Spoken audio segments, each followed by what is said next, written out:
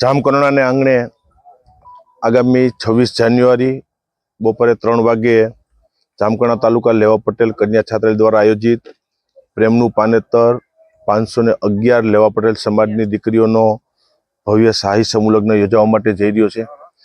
જામકંડોરણાની આ નાની એવી ભૂમિ પણ વિઠ્ઠલભાઈ વખતથી આ ભૂમિ ઉપર એટલો પ્રતાપ છે કે નાના એવા તાલુકાની અંદર જબરજસ્ત મોટા કાર્યક્રમો હંમેશા ભૂમિ ઉપર થયા છે.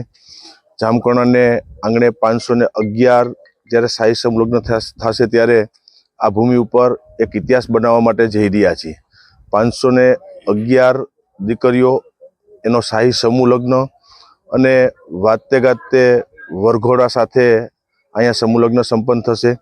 આ કાર્યક્રમની અંદર 2 લાખથી વધારે લોકોનું જમણવારની વ્યવસ્થા કરવામાં આવી છે.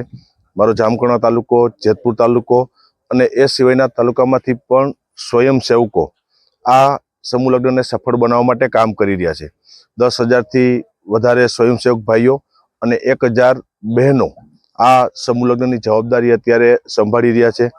મારી જ્ઞાતિબંધોને પણ વિનંતી છે કે આ સમાજનો કાર્યક્રમ છે, અહીંયા કોઈ પાસ સિસ્ટમ મારે આંગણે હોતી નથી અને જ્ઞાતિબંધોને પધારવા માટે હું હૃદયપૂર્વકનું આમંત્રણ આપું છું કે આ દીકરીઓને આશીર્વાદ આપવા માટે પધારો. આ કાર્યક્રમની અંદર કેન્દ્રીય મંત્રી અને પોરબંદરના સાંસદ મનસુખભાઈ માંડવિયા, ગુજરાત પ્રદેશ ભારતીય જનતા પાર્ટીના અધ્યક્ષ, કેન્દ્રીય કેબિનેટ મંત્રી CR પાટીલ સાહેબ, અનેક સમાજના રાજકીય આગેવાનો, સમાજના ભામાશાઓ આ સમૂહ લગ્નની અંદર ઉપસ્થિત રહીને દીકરીઓને આશીર્વાદ આપશે.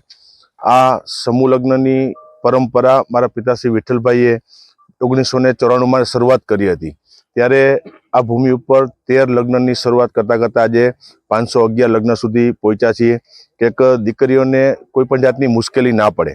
એને કદાચ ગરીબ પરિવારની અંદર જન્મ લીધો હશે, એની પરિવારની મજબૂરી હશે, પણ લેવા પટેલ સમાજ એ તાકાતવાળો સમાજ છે અને દાતાઓના સહકારથી 120થી વધુ કરિયાવરની અંદર વસ્તુઓ અલગ અલગ કે દીકરીઓને કે મુશ્કેલી ન પડે માટે આપવાના પ્રયત્નો કર્યા છે. અને 26મી તારીખે આ જાજરમાન કે કીધું કે જામકંડોરણાની ભૂમિ ઉપર ઇતિહાસ બનશે અને 511 સમાજની દીકરા અને દીકરીઓ લગ્ન ગ્રંથિથી જોડાઈ અને આ ભૂમિ ઉપર ઇતિહાસ બનાવવા માટે જઈ રહ્યા છે.